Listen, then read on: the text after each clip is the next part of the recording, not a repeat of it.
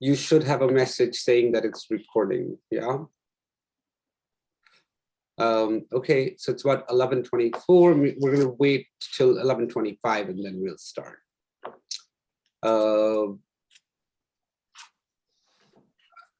Jeffrey can't make it, you know this, right? I did say this, yeah.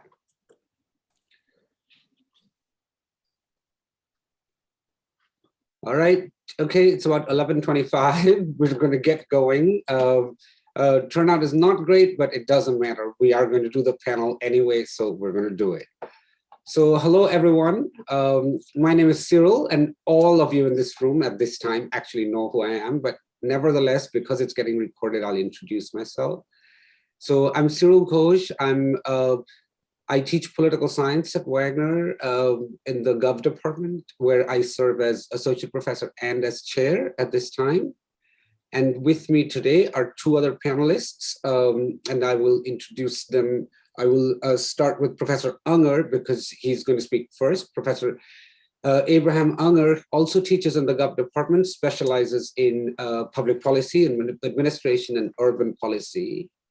And we also have with us Professor Shaohua Hu, who teaches international relations, international affairs in the Gov department also. We were supposed to have Provost Jeffrey Krause with us today, who was going to say a few things. He's a member of our department, but because of some last minute change to his schedule, he can't make it today. So it's just us, but and that's fine. So just so you know, the order in which we're going to speak is we'll start with Dr. Unger, who's going to focus mostly on the American Rescue Plan and Biden's sort of, economic policy. After that, I will speak for a little bit on Biden's immigration policy, and then we will have Dr. Hu speaking a little bit about Biden's foreign policy. So that's the way it is structured, and without further ado, I'll yield to Dr. Unger. Thank you, Dr. Ghosh. I think we're living in a really pivotal moment. Biden certainly hasn't wasted his first 100 days. I think that's an understatement. That first 100 days marker developed by FDR as kind of an emblem of presidential success early on, I think has been a carrot, as it were, a presidential carrot hanging in front of President Biden since he was beginning to run for office. He was clearly wanting to make, and he verbalized this explicitly, he clearly wanted to make a legislative impact and felt the moment called for it, as well as his own background, spending decades in government. And he made that campaign promise a form of declaratory policy, right? That's what a campaign promise is, emphasizing his working class roots to the American middle class in a populist moment, which he's able to capture for the Democratic Party and for the White House for the Democratic Party. And certainly he's just passed a really substantial bill, the American Rescue Plan, in that vein of trying to make that kind of a legislative impact in that moment, given the context and the portrait I just tried to draw in broad strokes. And so I want to spend a few minutes on the implications of this plan. It's too early, obviously, to see whether it works in terms of actually helping the economy or not, just because it was passed, in March but of this year. But it certainly does represent a trend that I think it takes the New Deal to a new place, but isn't exactly the same as the New Deal or the Great Society either. It's still different and still speaks to this moment in nuanced ways that may not have been captured in many of the reports you've read out there. So let me just sort of talk about the American Rescue Plan, because it does seem to bring back this idea of the New Deal and government literally to the rescue of an economy in trouble. But it's somewhat different. And it's different in the following way, that it gives money to states to allocate. It is not a categorical grant initiative. Sort of the Great Society, which really built upon the New Deal, was really all about categorical grants, where the federal government really held very tight strings on the way federal monies were spent. The American Rescue Plan is a somewhat more, I would say, even conservative bill in that regard, regardless of one's propensity politically. It is more conservative because it gives to states the power to allocate a good chunk of the money under certain subject headings, like child care, for example, or like some other kind of plan in terms of maybe even healthcare spending, what have you. But it really allows state governments an awful lot of leeway within subject jurisdiction to decide what to do with the money.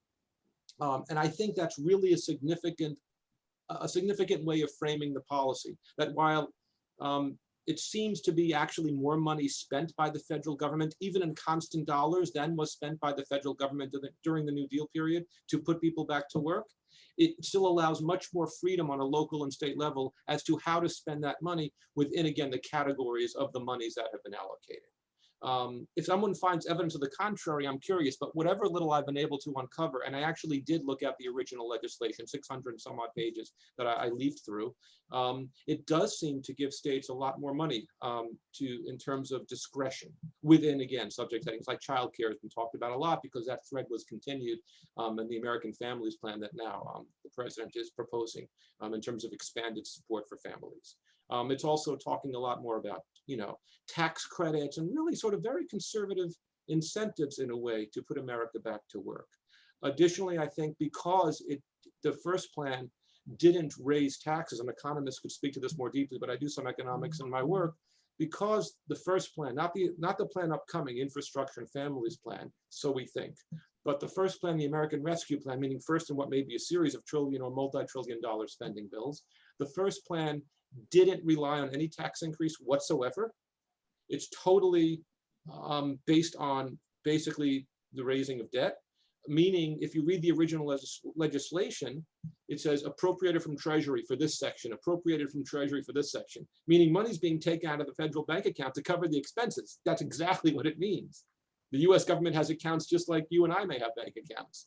And so we're borrowing against that in a way. That's the reason the president had to put such hefty tax increases into the next round of bills he's proposing, such as basically doubling the capital gains tax and raising corporate taxes, because he wants to show he's not going to cover everything with debt. He's going to do some tax increases and cover something so that the debt burden doesn't eventually fall on us. So while the New Deal was concerned with a lot of deficit spending, there's been some concern about inflation as well as deficit coming with this bill. So there's some, as much more money was spent than was spent in the 1930s and the 1960s for the Great Society as well. There's that much more risk involved in terms of the leverage economically that this bill creates for the American population. But I think that's really that, and I'm going to end with one small note about why that block grant piece is actually significant politically. For example, the 1949 Housing Act, Title I, which really spurred on the growth of the projects. Though that began really in the 30s, by the late 40s, housing was viewed as a right. If you read the original legislation from 1949, had an interesting rule which is often overlooked. Because it turns out public housing, which there's a huge controversy around in terms of, well, did it create more segregation? That's a huge social debate. But on the purely economic level, it didn't actually address the needs of all those who might need it. Not everyone who was eligible actually got in. To this day, that's an issue. Well, why?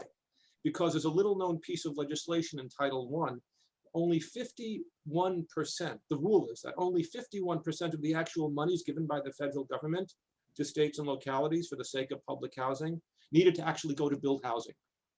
That means, theoretically speaking, 49% could go, and this is often what happened, and I'll tell you why in a minute, to, let's say, a commercial real estate developer who says, folks need, a hairstyling salon, a mini mart, a pizza place. Folks need some commercial stuff near the projects as well to go shopping.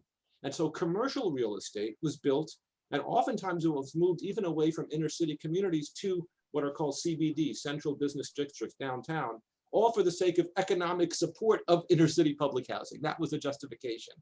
The reason that's important politically, in the 30s, the real estate industry was very much against public housing.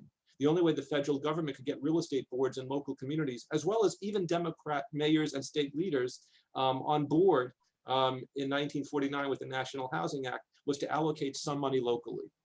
And when that happened, not only was there corruption, but there wasn't money spent on the actual, those who needed it, the recipients who really needed it, those who were eligible for the programs. And so there's a concern whenever you have lots and lots of money out there, and now we're talking literally in the trillions, and again, even in constant dollars, looks like more than what was spent during the New Deal and Great Society periods. That kind of money out there, how much of that is really going to get to the middle class, to the working poor? and to those who are unemployed who need that money in terms of services, support, jobs, training, small business support. How much will it get there? That's the question I want to raise for us today. And I'll leave you with one note. I was just reading CNN on May 1st. I guess that's what, this past Saturday. There was actually a note in CNN. The Treasury Department's Inspector General actually raised some red flags regarding oversight, even of previous CARES Act versions that have come out before the American Rescue Plan, that have been coming out since last spring when COVID first hit. So there's already questions of federal oversight being raised about keeping an eye on how this money trickles down to state and local economic and political interests. So that's the question I want to raise for us and think through. Thank you. Thank you, Dr. Unger. We are going to, you were extremely good with time, I must say.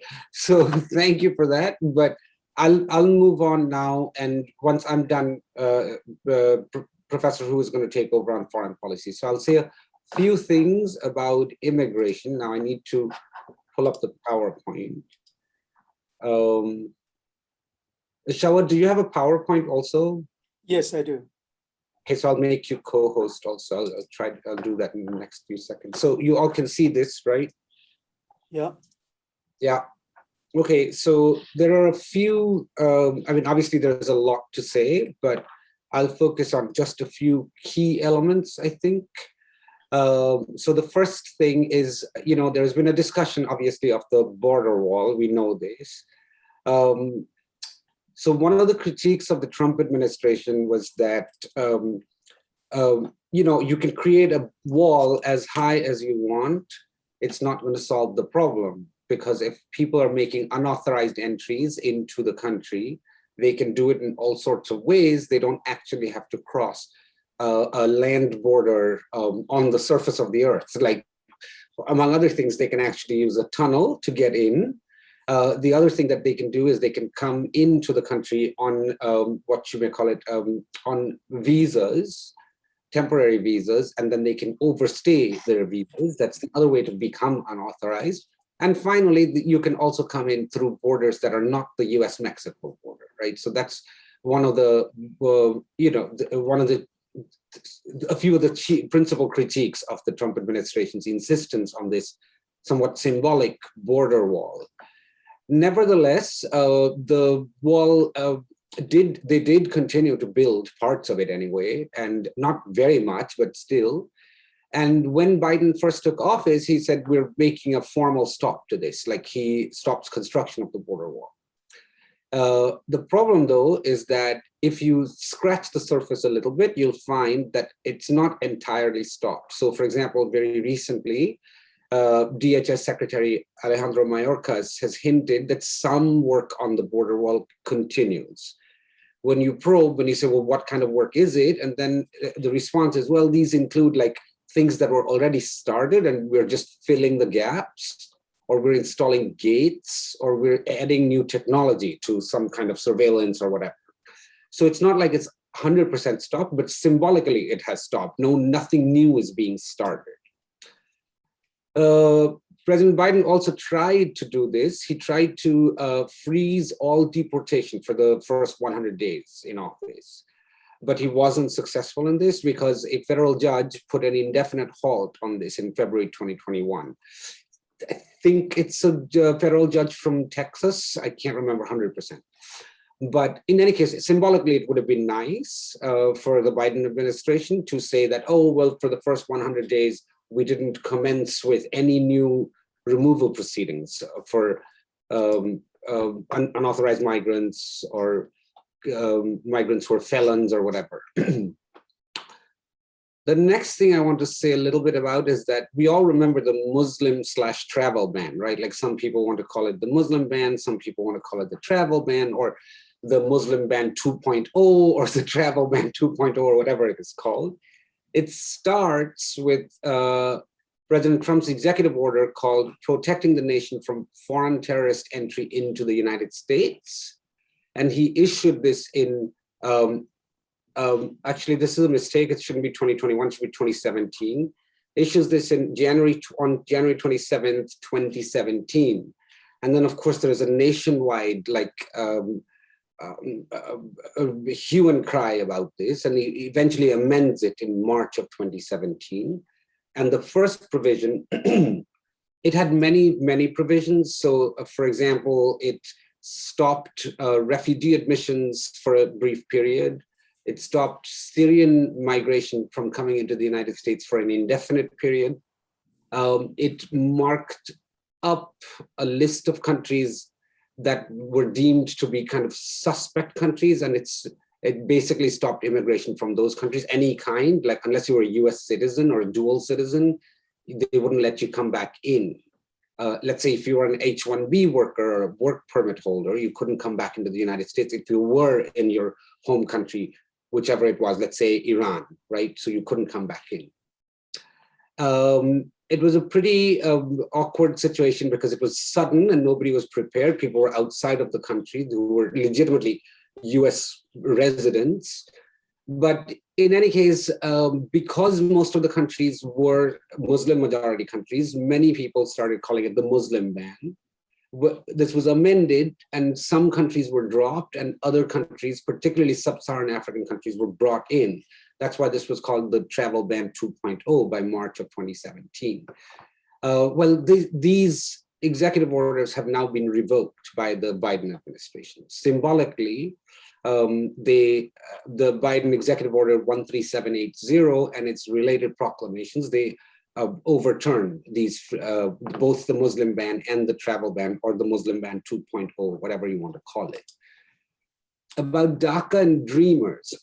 So DACA, for all, we know this, is a deferred action for childhood arrivals.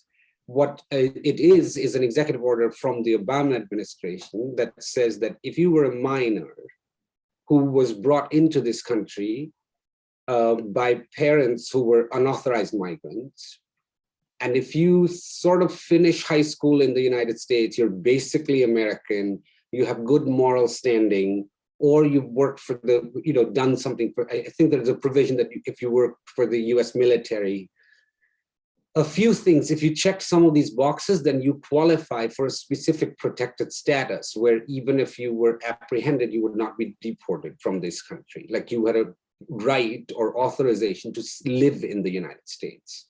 And variously, the Congress has tried to pass something called the DREAM Act and hasn't been successful so far in it. But in any case, the Trump administration has tried very hard actually to stop this, to stop the program. But there is massive opposition actually across the political spectrum, not just liberals, but also from corporations. Like, generally Americans actually like this category of people, the dreamers. And some people also are critical of this because they say that one problem with thinking about these dreamers and how they're innocent, that they were kids when they were brought in, how they have good moral character, has the unintended, maybe unintended, and definitely negative consequence of vilifying their parents.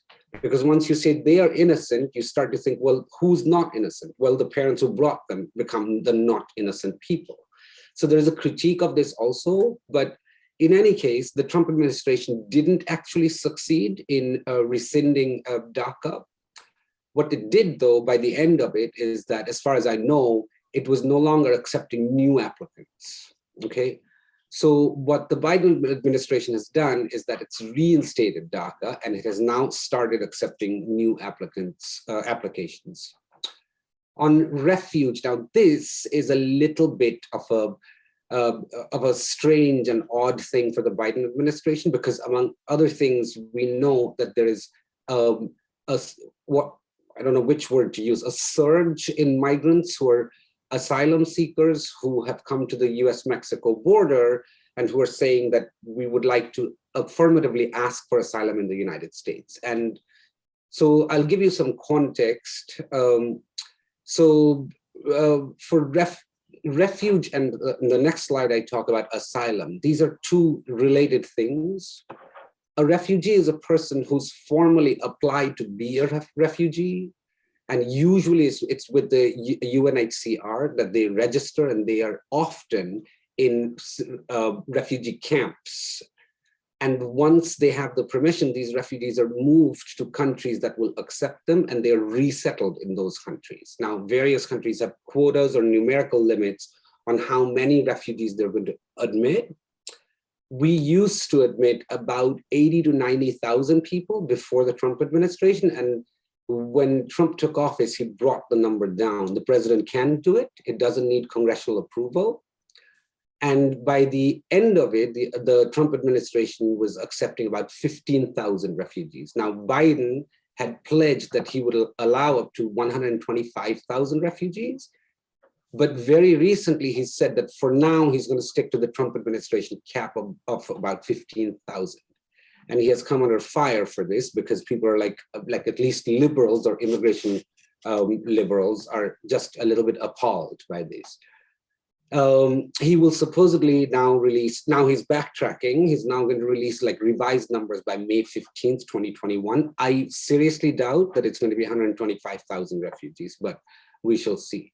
Now, part of the problem is that he can't, and he'll go back to this, the part of the problem is symbolically, he cannot say, oh, we're going to now accept 125,000 refugees. In my understanding, is that we have a related problem of asylum. And I shouldn't use the word problem, but it is a situation. So one thing that is happening is that there are many, many migrants who are coming to the United States asking affirmatively for asylum at the border, who are original residents of countries in the Northern Triangle, right? So Central American countries like Honduras, El Salvador, Nicaragua, these kinds of places. Now, one of the things the Trump administration did was it actually put in place something called the Migration Protection Protocol, or informally known as the Remain in Mexico policy. What it did was it was saying that, okay, if you've come to the US-Mexico border and you're asking for asylum, you can't come in. You have to remain in Mexico. Now, this is a very strange thing because there is a protection against refoulement. Normally, we don't send people back to another country. Granted that these people are not actually from Mexico. It's not like we're sending someone back into a country where they are being persecuted, but we were asking them to remain in Mexico. Now, what the Biden administration is doing is that it's slowly changing the rules on things like the Migration Protection Protocol. The other thing it's doing is that for certain very selected cases like minors, they are exempting minors from Title 42. Now, Title 42 is some rule that grants authority to Customs and Border Protection people to expel individuals who make unauthorized entries into the country as a response to the COVID-19 pandemic. So because of COVID, they can say, under Title 42, we can send you back. You came in as unauthorized, we'll not let you come in. But for kids, they are letting them come in. So that is one exemption that they are making.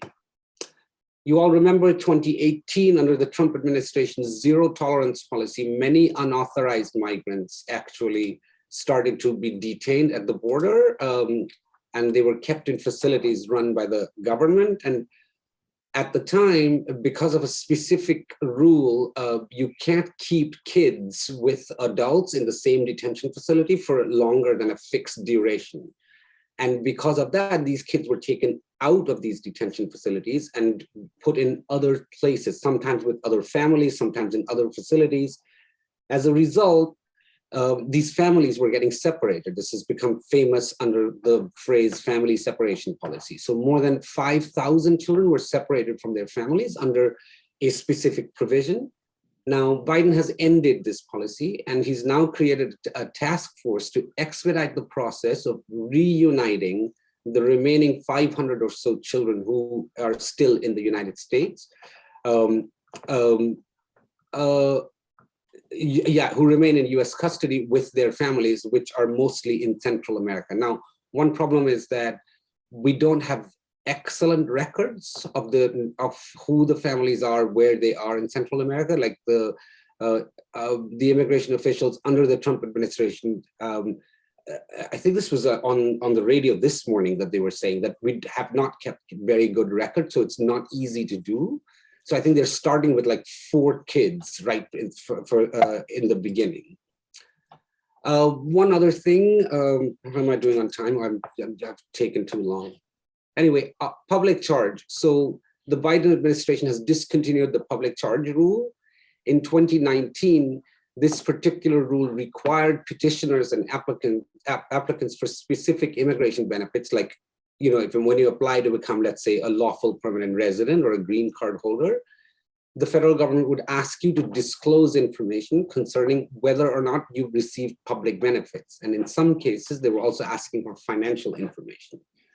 The idea is that if your history of the receipt of public benefits or your current financial information indicates to us that you're probably going to be a dependent on the state, then we will not give you citizenship or lawful permanent residence or whatever it is. So this was called the public charge rule, but we've now discontinued this.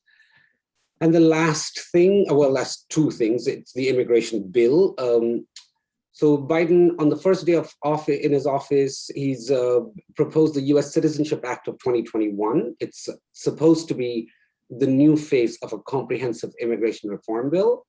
It's been formally introduced in the House by Linda Sanchez from California. It's a proposed legislation that attempts comprehensive immigration reform.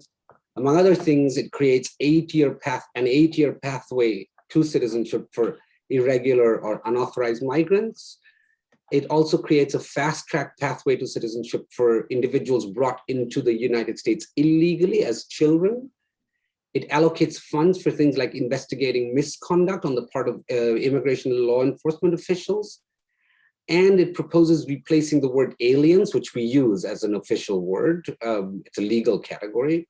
And it proposes replacing the word aliens because it's dehumanizing with the word non-citizens.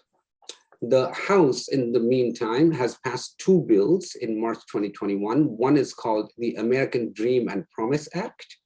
It creates pathway to citizenship for dreamers and for those who are granted temporary protected status. And it's also passed a bill called the Farm Workforce Modernization Act, which is designed to make it easier for migrant farm workers to come into the United States to work agricultural jobs. But the reality is that it will be difficult to get either of these bills through the Senate. I will stop, but I think I forgot to mention, I don't know where the slide is, about temporary protected status.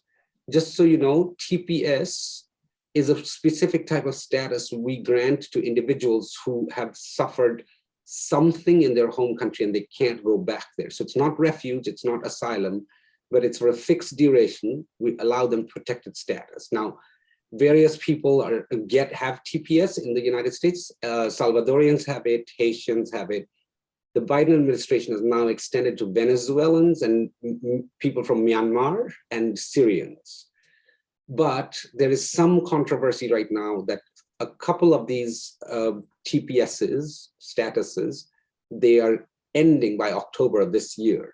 So the Biden administration is now under some pressure to renew and extend the TPS status for particularly Haitians. But in any case, I'll stop if I've gone over, I'm sorry. But Dr. Unger here took less time than he was originally allocated. So, all right, Shaohua, on to you. I've just made you co-host. Okay, Thank you. thank you. Let me try to share screen.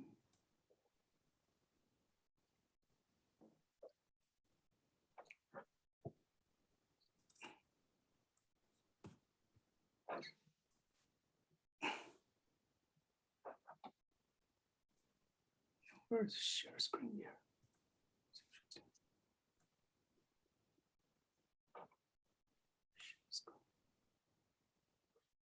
Share screen.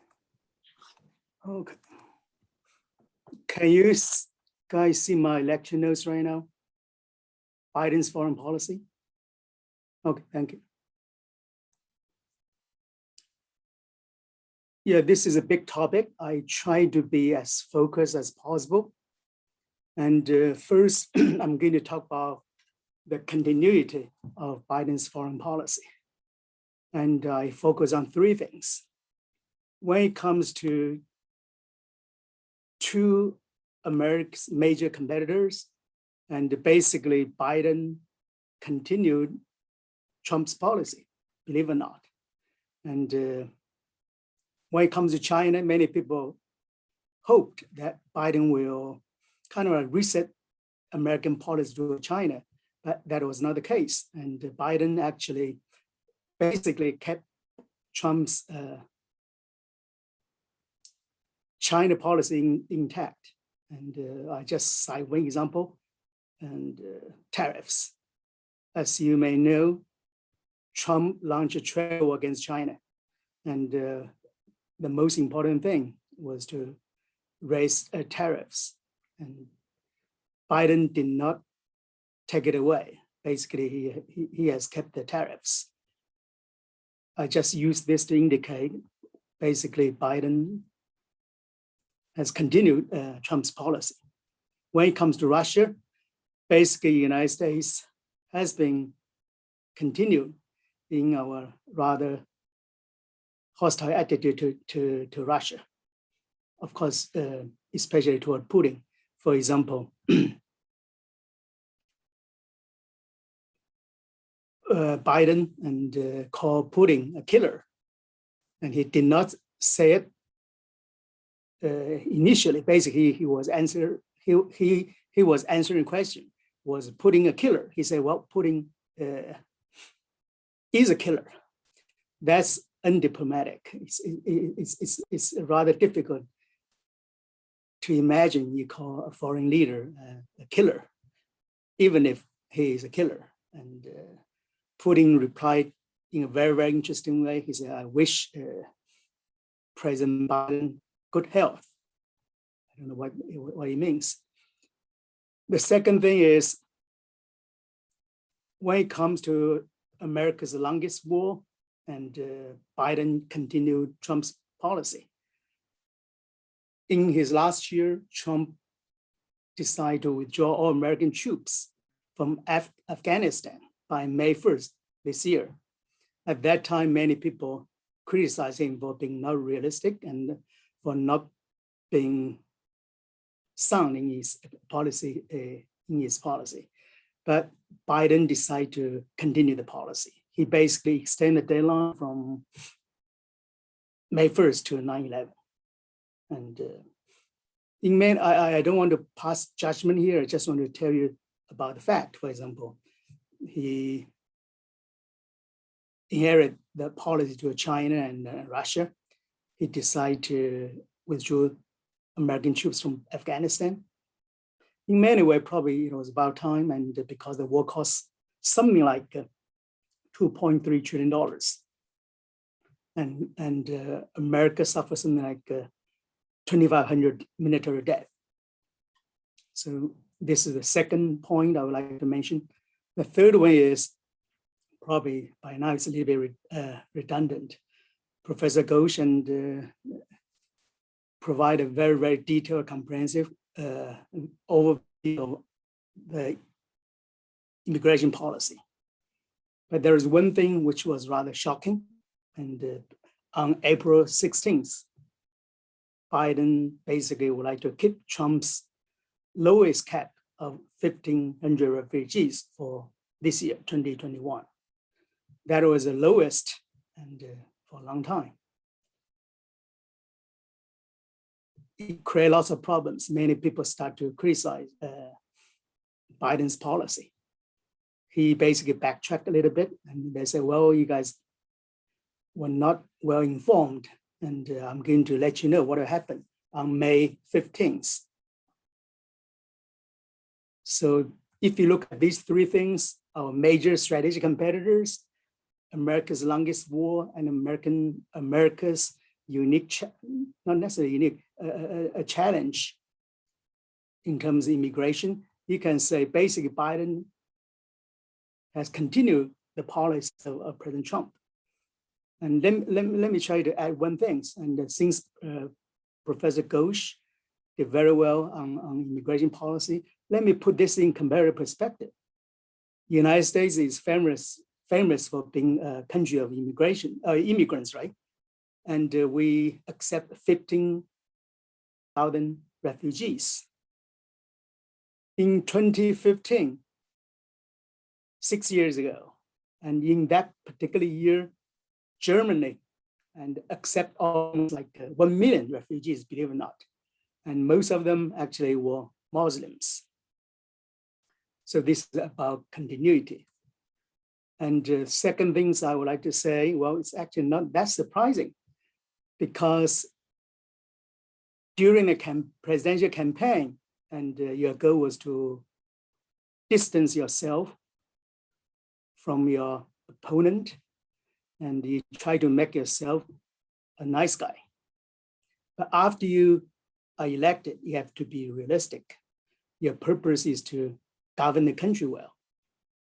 And so it is not unusual for a candidate to kind of like not to keep his or her promise. And second reason why it was not surprising is internal opposition bureaucracy. In the United States, as we know, and there are two parties, and sometimes, believe it or not, opposition party and oppose for the sake of opposition. That's probably well known, but there is one more thing that is not well known. That's called bureaucracy. And the brilliant German sociologist Max Weber once said something which was really, really interesting. He said, many people use democracy to define modern political system. He said, well, that's not really important. What's the most important in modern state is bureaucracy. And these people, bureaucrats, they're supposed to be neutral. They're supposed to serve national interests. And even in the United States, probably there is some truth to it. For example, Trump was frustrated, and because he thought he was the president, he could do almost whatever he would like to do, but he was frustrated, and he and many people in his camp and come up with the term called deep state. What is deep state? It's very hard to define, and basically it has lots to do with bureaucracy. When it comes to foreign policy and external realities are very, very important. The United States has a new leader, but the thing is, in other countries, and much probably remain the same. For example, their power relation with the United States remain the same. Their policy toward the United States remain the same. So how could you expect the United States to change that quickly and that much? It takes two to tango, right? And finally, and it's almost like summary, and generally speaking, and national interest should be the guide for foreign policy. And make America great again, I don't think anybody will challenge this.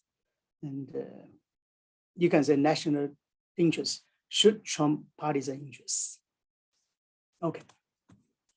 Let me talk about the change. There are changes, I mentioned two here. And the first one is on his first day, Biden decided to rejoin the Paris Agreement on climate change. And on the Earth Day, April 22nd, he hosted a summit with 40 leaders, and including Putin and President Xi. And this was something because, as you may know, President Trump took the United States out of the Paris Agreement, and he did not believe climate change. So if you ask me the most important change Biden has made so far, that was the American policy on climate change. And also he would like to consider restoring the 2015 Iran nuclear accord. And I don't want to get into detail. Basically, according to Trump, the United States did not get that much from the nuclear accord with Iran. And actually many other countries, several other countries signed a deal. And Trump decided to get out of it unilaterally. And Biden administration would like to restore the accord. So these are two major changes. And I would like to focus on US-China relations, and not because this is my academic turf, but because this is simply the single most important bilateral relations and in US foreign policy. And let me say something general a little bit. And in August 2011, Biden was our vice president. Xi Jinping was vice president. Probably there is difference. Xi Jinping was bound to be the next leader in China at that time. And the future of Biden was totally uncertain. But anyway, President Hu in China and President Obama encouraged Biden and Xi to meet with each other. They meet with each other one-on-one in Beijing. They're very, very deep discussion. And for example, President Xi asked Biden to use one word to summarize the essence of the United States. And Biden actually come up with a good one, say possibilities. After Biden become president, and Biden talked with many leaders and now with Chinese leaders. But on the Chinese New Year, I couldn't remember exact time. Basically, they talked with each other for 2 hours. That was very surprising. And at that time, people expect to have something like 10 minutes or 20 minutes chat. But the discussion lasts for 2 hours. That was very surprising to Chinese side and American side. On March 19th, top American diplomats and Chinese diplomats met in Alaska. And this is very, very, very interesting. For me, this was almost like a starting point of new Cold War. Let me show you a clip. And before I show you a clip, let me give you guys some background information. Basically, the United States and China talk about meeting with each other. And finally, Alaska was picked because Alaska is kind of like somewhere in between. And so when the Chinese delegation came before Chinese delegation came to Alaska, our Secretary of State went to Japan and South Korea to seek support. And on the day of Chinese delegation's departure, the United States put some Chinese officials on the list of banning. So the Chinese delegation was not very happy. So at the beginning of the conference, and I'm going to show you a very short clip, and Secretary of State was a little bit too blunt. Usually you would just say, thank you for coming. And we look forward to like honest and straightforward discussion. He basically launched an attack on the Chinese delegation in front of the reporters. And the Chinese delegation got very annoyed. So then probably you'll see some part of it. So let me show this to you guys right now.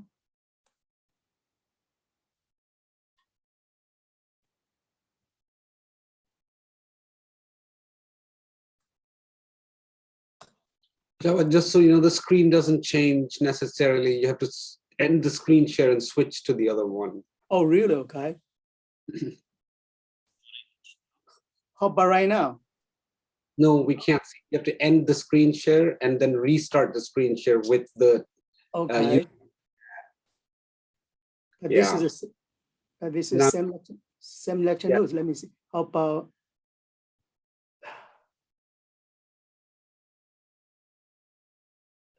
share?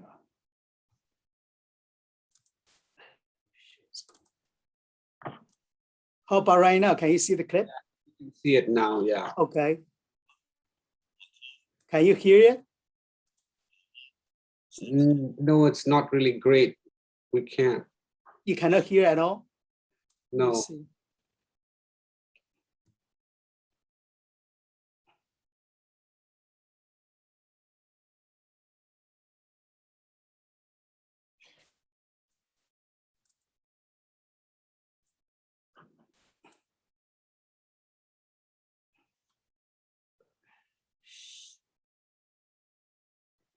share sound.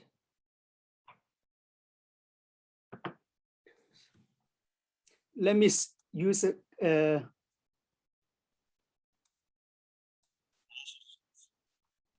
you guys see the closed captioning? Yeah.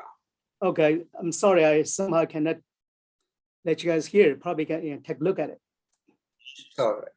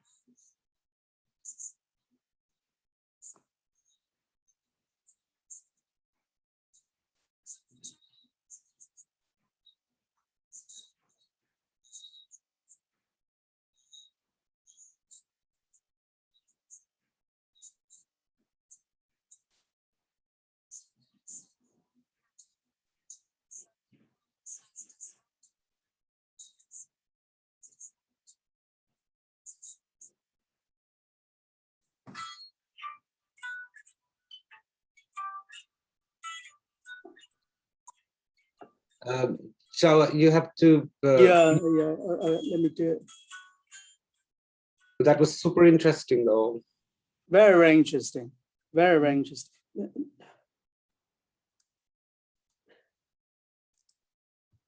Okay. And finally, let me focus on Biden's talk on China at his first press conference on March 25th. For me, that was the most interesting part in his first press conference. And he basically say, we don't want to seek confrontation with China, but we expect stiff competition. He said China would like to be, can you guys hear me? Yes, we can. Okay. And he said China would like to become the richest and the most powerful country in the world. And I don't want to criticize that, but he said, well, I will keep the United States #1 on my watch. That's what he said. How could the United States do? And he said, we rely on 3 methods. The first one is we will invest in our workers and the R&D, research and development. And probably this was related to what Professor Unger's speech on the American Rescue Plan. As you know, and President Trump, the government administration had a very, very limited role in this kind of big projects. Second thing is, he said we would like to rely on our alliances. Actually, before Chinese top diplomat came to Alaska, the United States had a meeting with a leader from Japan, Australia, and Japan, Australia, and India. They call this the Quad. And basically it's like alliances based on value of democracy. And so this is rather unique when it comes to when it comes to Biden's foreign policy. As you may know, Trump took a unilateral approach and he offended not only China, probably did not get along with our allies that well. And finally, he emphasized the role of values in our foreign policy. He basically said, well, we cannot ignore the importance of values like democracy, human rights, and all these kind of things. This is quite different from President Trump's emphasis, right? Trump is very much like a mercantilist. He focuses a lot on economic interests. Let me show you. Do you think it's a good idea for me to show you the? Let's move on to a Q&A and then we'll come back to it if we have some time, okay? Okay, that'd be good. Yeah, okay, let me just finish here. Yeah, I'm done. Okay, all right. Very good. Thank you, Dr. Hu. So we are going to now open it up for questions. I have some, I'm sure we all have some questions for each other, but we're also in the same department and we can talk to each other like, we can have a separate meeting. But so, Shaohua, will you please end the screen share so that we can see all the participants? Yeah, okay, yeah. Yeah, so, all right. So we have with us, I have some students saying to me that they can't get into the thing because it's asking for a meeting code. Obviously, this is the problem is that you need to be logged into the Wagner Zoom, and if you are, then you can join without the meeting code. But Jessica got in, she wrote to me, I fixed that problem, but I have other students saying this, and I think some students are trying to get in. I don't know what to do about this though. By now, you would think that people know that you need to be logged in if you're going to directly click on a link, but no. Okay, so Professor Tully, Jessica, Chandler, Ava, if you have any questions, please go ahead and ask us now. And if not, then we'll ask each other questions. So you couldn't end the screen share? Oh, I need, okay. Yeah. Okay. I have a question. Go ahead, Jessica. Sure. So I know that recently within Biden's first 100 days, there has been the building of the commission to consider the expansion of the Supreme Court. And I was wondering if any of you could talk to that commission and the work that it's doing and how you think that might play out over the next several years.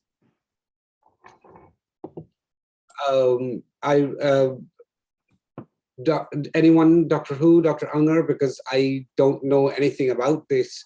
I don't think anything is going to happen, but yeah, does any of you want to respond?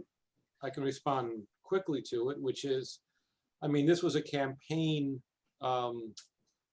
suggestion of the Biden campaign, and it was really reminiscent, directly pulled from FDR's threat to stack the court from 9 to 15 judges when the court initially wasn't very positive about his New Deal expansion of government back in 1933.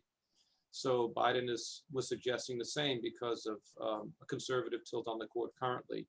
I think it does have some legs, but it's the Senate Judiciary Committee that really writes the rules for the Supreme Court, and the Senate is not as cohesively Democratic. Obviously, it's a 50-50 split in terms of Democrats and Republicans, and it's a much more conservative body in general. So I don't think it has a lot of legs, but I think it's a potent signal to the court that the legislature has its eye on it. Well, not having it is not an option after all the pledges, right? Like, so a commission, sure. I don't think, my own feeling is I don't think anything is going to happen, but, I've been surprised before. But Jessica, what do you think of it? Because you've been tracking this, I know. Because it isn't just something that the president can issue via executive order, regardless of what the commission advises him. On a personal level, I doubt that much will come of it. I don't think we will be able to, quote unquote, stack the court, as the Democrats have kind of spoken about. But to agree with you, Dr. Ghosh, I do think that it is a signal, at least to the court, that it's not just kind of going to be able to run away and overturn a number of decisions that they've spoken about overturning in the recent past. Right. Yeah, I don't think it's going to take a lot for us to go in that direction.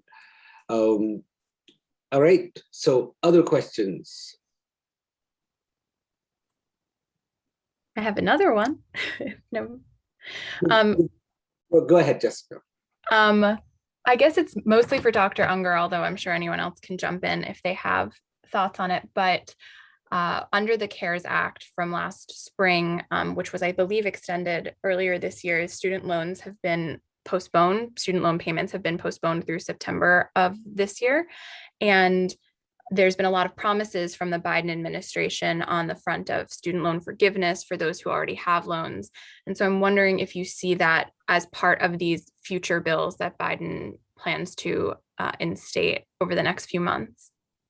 I think there's going to be a lot of pressure against it once people get down to the granular details of financing that kind of debt forgiveness.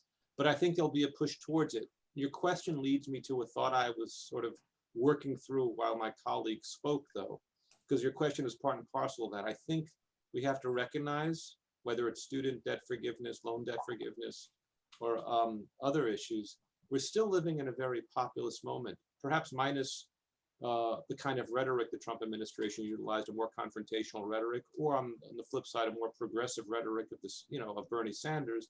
The language might be plainer and more traditional in terms of the American political discourse.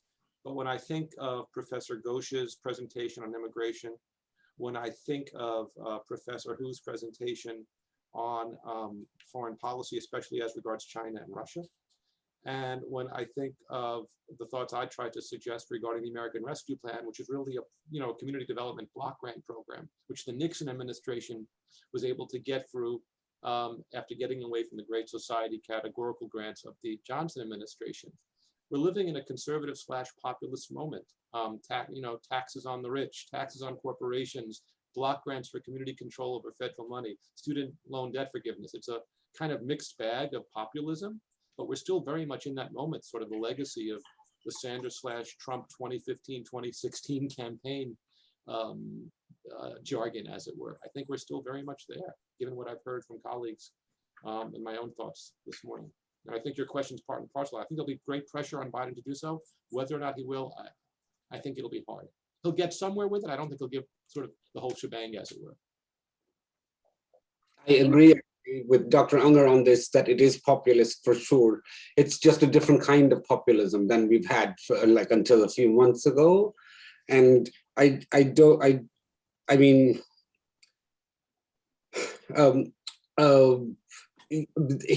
pressures from that actually is, and so there's some talk now about Biden being, they're associating words like radical with Joe Biden, which is exactly what we are not expecting, right? We're not expecting Joe Biden to be radical. This is a person who's been a long-term, Washington insider, right? And was on the Senate Judiciary Committee during the Clarence Thomas, Anita Hill hearings were happening, right? This is not a person we've historically called radical. So it's very odd that now he's taking stances that are getting coded as radical. So, yeah. Jessica, you have more questions? I'm sure you do. Not off the top of my head, but I'll think while other people ask questions. I have one, but Chandler, Ava, do you have questions? Personally, I do not. Okay, Ava, what about? Sorry, I have a kind of open-ended question. Just what do you guys predict will happen in the next 100 days of, Biden's tenure? Oh dear, what a great question. I don't know. First of all, I'm really mortified when you say, and I know the word guys is gender neutral, but it is sad that, normally the department, when we're all together, Professor Moyna's here and so on, but it's a bit strange that it's only men from the department that are represented on this. So, but I digress. What you're saying is what's going to happen next. You're asking us to prognosticate. Ava, this is a very tricky situation for us because we don't do that. And when we do it, we're wrong. Social scientists are always wrong, as are the economists, by the way. So, but I can go first unless, Shaohua, Abe, you want to say anything about this? I can after you, though, please. Yeah, you Okay. go ahead. I can ask something. Well, for sure, so I will not take a risk. I'm not going to say something outlandish. I know for sure that he's going to have to do something about the refugee stuff. he's going to have to backtrack symbolically and just exactly what Dr. Unger is saying, right? Like the idea is that it's another kind of populism. And in this kind of populism, he cannot say that I will stick with a 15,000 cap on refugee admissions. So he's going to make a change to that. I think symbolically, he has to do a couple other things, at least in the field of immigration. One is that he has to extend temporary protected status to the groups that for whom the status is expiring by the end of October, by October. The other thing symbolically he's doing is he's asked Kamala Harris, Vice President Kamala Harris, to be the point person on the southern border issue, right?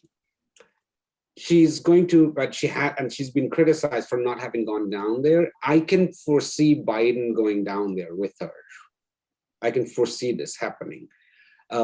She's going to meet with President Obrador in Mexico at some point, and so they're going to actually have to do something on immigration to fend off all the critiques that are now coming through, because all these critiques are saying, well, we have a crisis at the border, and they're defending against that. They're saying, well, it's not a crisis.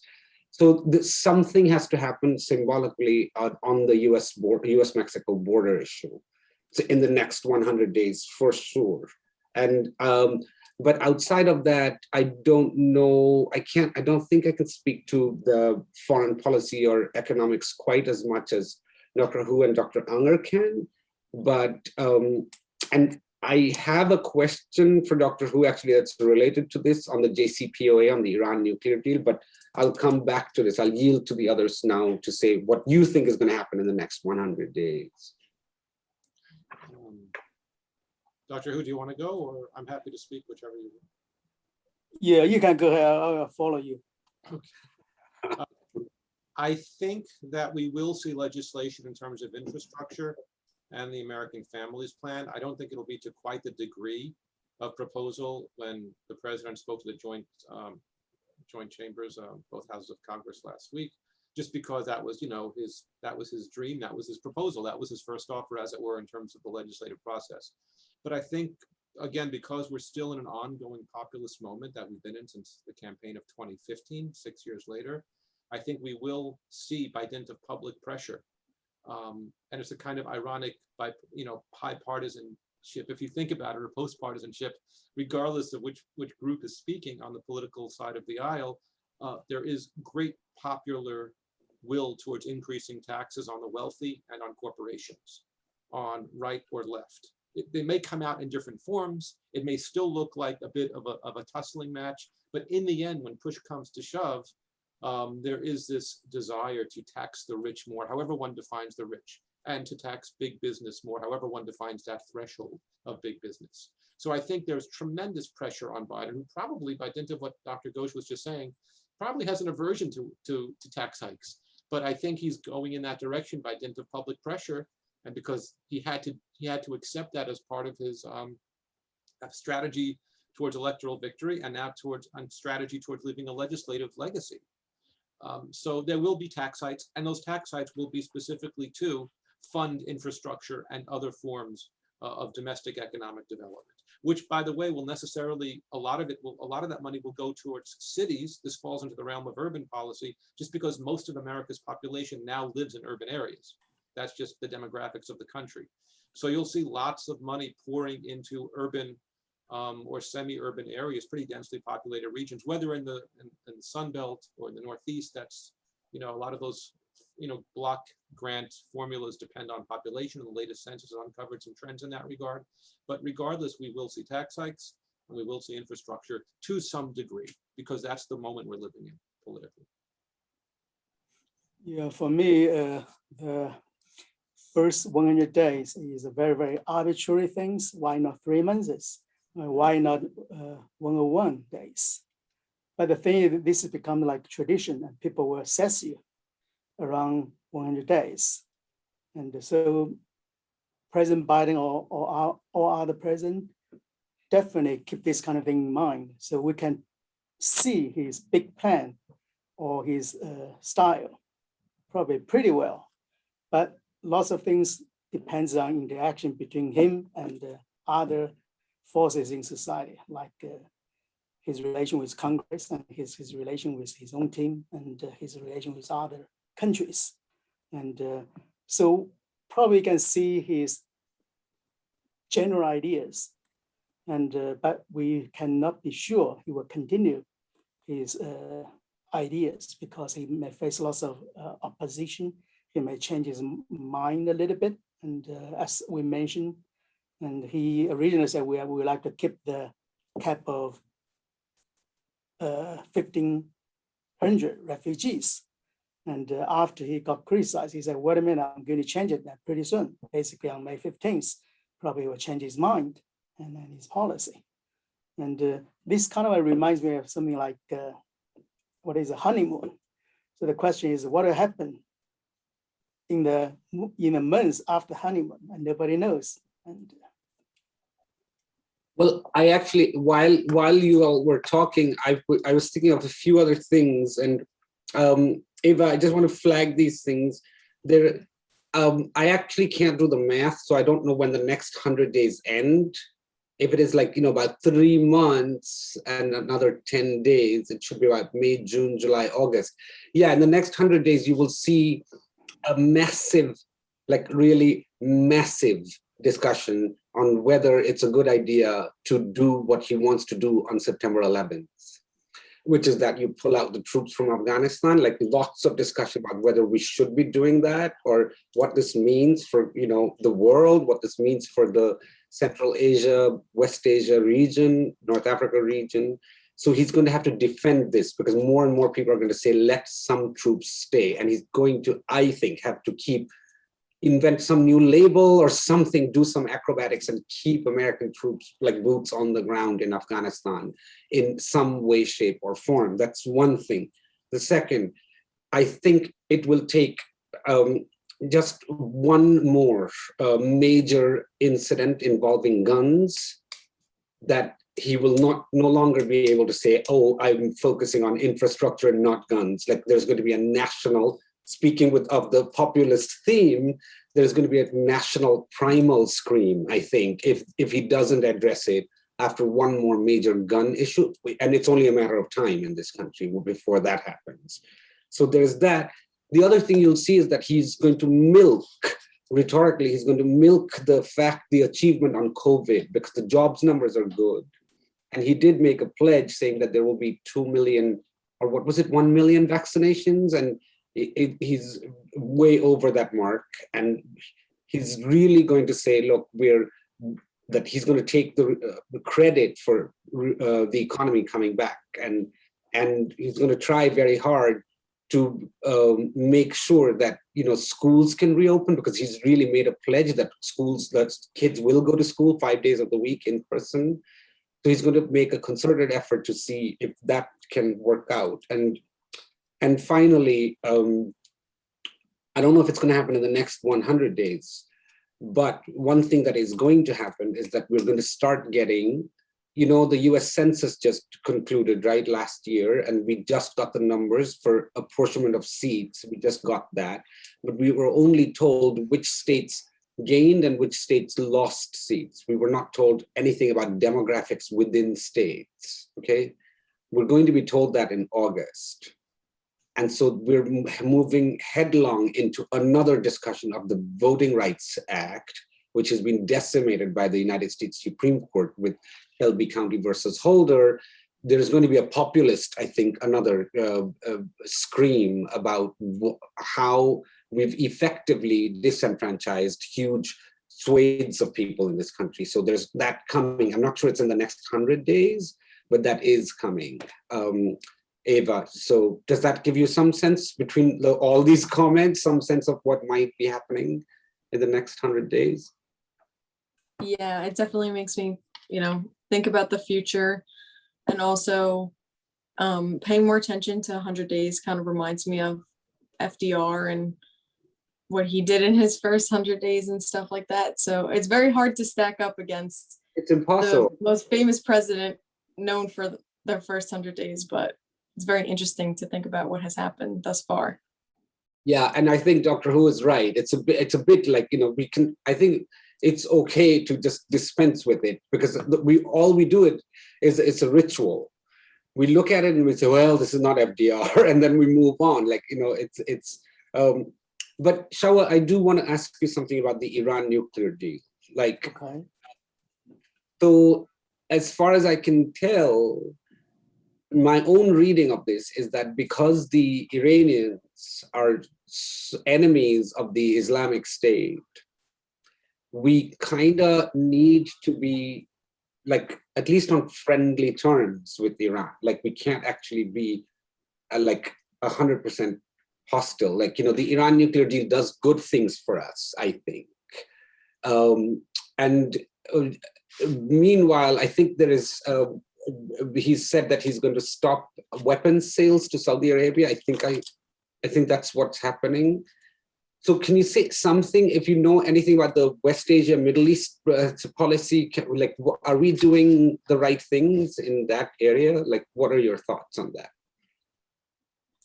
Yeah, I don't call myself an expert on this. And basically, it's good idea to have the deal. Basically, we keep Iranian nuclear programs under our watch. And also we basically we're kind of reasonable. Say, well, if you want to have a nuclear program to generate more electricity, that would be fine, and it's okay. But we say, well, you cannot, and increase the level so that we will be able to weaponize their nuclear program. So in this sense, this is good. And from Trump's perspective, and we basically kind of slow the process. From the American perspective, it would be nice to get rid of the Iranian nuclear ban once and for all. Of course, that would be good, but it's not very realistic. So that was a compromise. And personally, I think it's a good idea to have that program. And also, this is not bilateral deal between the United States and Iran. Other countries got involved. And so the point is, and probably it's a good idea to keep the deal. And also, there's another thing. I think nuclear program is just one indicator of the relation between these two countries. And if we can talk with each other, if we can make compromise with each other, probably we can kind of like normalize our relations in the future. You start from the small things, right? And but if you say, I don't want to negotiate with you and I want to get all I wanted, probably that'd be difficult for Iranians. Actually, right now, and Iranian did not respond to the Americans' kind of like initiative that much. He said, it's not up to you to decide. You cannot say, I would like to get out of it. Then I say, I would like to come back. It's not just like an American decision. It's our decision also. We don't have to accept you.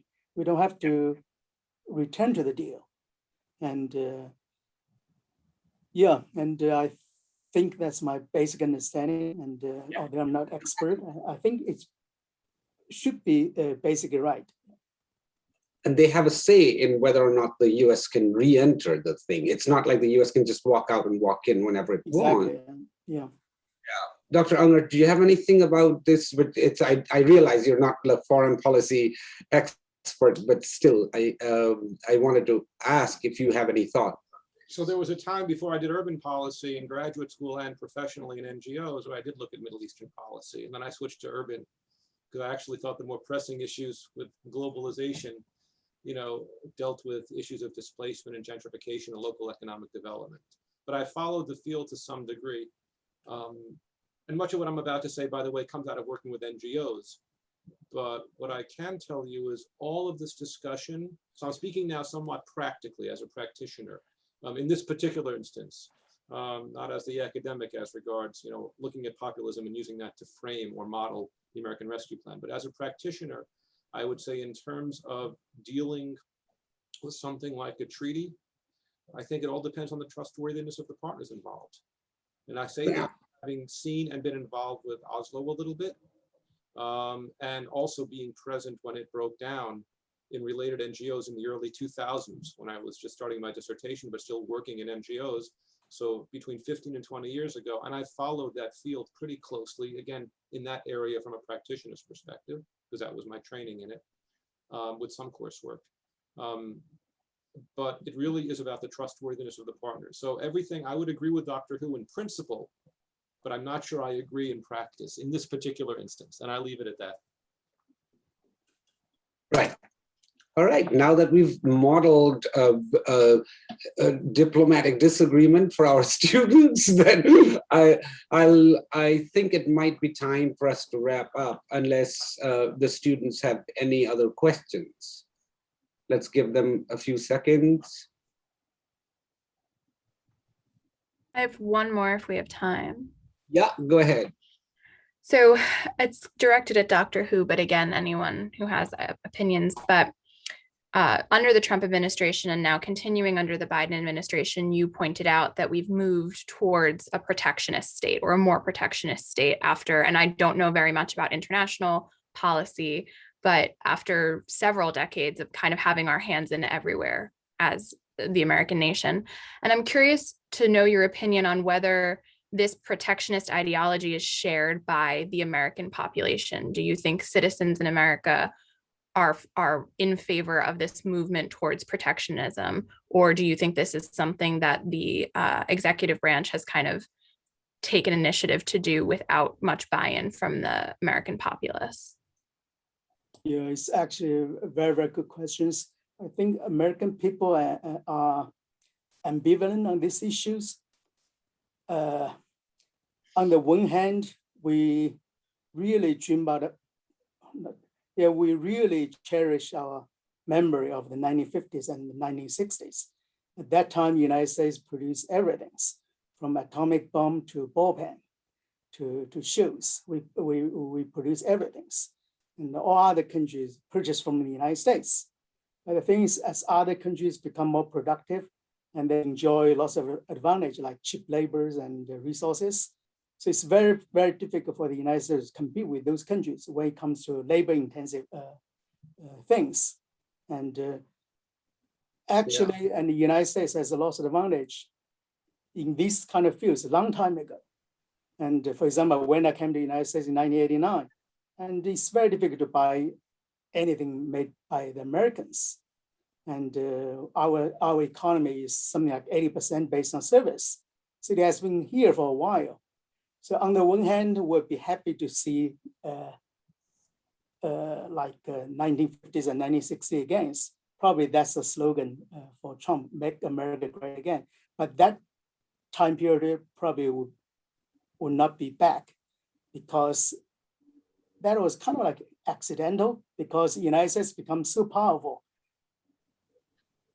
thanks to World War II. World War II destroyed all other countries. The United States become the single most powerful country. On the other hand, the United States, I should say American customers really, really benefit from cheap products from all other parts of the world, including China. And so that's why I say American people are ambivalent. On the one hand, we'll be happy to have our iron mill back and our textile factories back, so everybody will be able to work. Right now, many Americans could not find a job. But on the other hand, we actually benefit from the cheap products from other parts of the world. And so this is, it's almost like a dilemma, and it's very, very difficult to resolve the issues. And yeah, that's my basic comment. Thank you. Abe, you have something to say about this? I'm sure you do. Yeah, so I think there's a tremendous popular will for protectionism. And in 2019, I published a slim book called The Death and Life of the American Middle Class. And there was some field work involved in that. So I interviewed a lot of what I call Trump's America, meaning blue collar, third generation union Democrat, not particularly socially conservative or liberal, just kind of traditionalist, if you were, and not really concerned with social issues. Many single parents, for example, either males or females. A lot of folks dealing with the opioid crises, not really concerned about LGBTQ plus issues one way or the other. Many had, friends and siblings from, different backgrounds. They weren't really socially concerned. The driving force in, again, this universe of former union, non-college educated Democrat, former manufacturing families is economics, and specifically protectionism, and specifically very supportive of tariffs against China, as well as abandoning NAFTA. So I think there's a huge, and by the way, on the Sanders side of the spectrum, for those few, it was a really small group, but for those few who said, well, in some couples, it was a split vote between partners. You know, and exit polling actually reflected that anecdotal finding on my part, where one partner said, I'll take the Sanders vote, I'll take the Trump vote. Both parties, meaning individuals in this case, both voters, were really supportive of protectionism and tariffs. Again, specifically, it was abandon NAFTA, tax Chinese goods coming into the country. It was that specific. And that was the one area of policy that that group of voters really was united around and very clear in their thinking about, by the way, and as specific as I just was in terms of NAFTA and China. And I think that still holds because I've maintained some informal ties with folks from that body of voters, and that still holds 6 years later. It's also TPP, right? They were against the Trans-Pacific Partnership also. But what are their political attitudes toward immigration, though? This demographic. Anti-immigrant as well. The fear was, and it's unsubstantiated, and I tried to have this discussion, but it didn't go very far. Immigrants were taking away, you know, unskilled labor jobs. The truth is that many of those jobs aren't wanted even by unemployed former union workers or from union families without four-year college degrees. But there is a general sense, and by the way, it was across population sectors, meaning it was within minority families, white families. It was a real, there was a real tough conversation to have regarding immigration in general, as well as within the Hispanic community. It's diverse. It's not unified around this issue, as we've seen by the voting numbers that came out even in 2020 as well. So it cuts across ethnic and identity lines, but it's about jobs. Right. Jessica, you probably got more than you asked for, right? That's great. Thank you so much.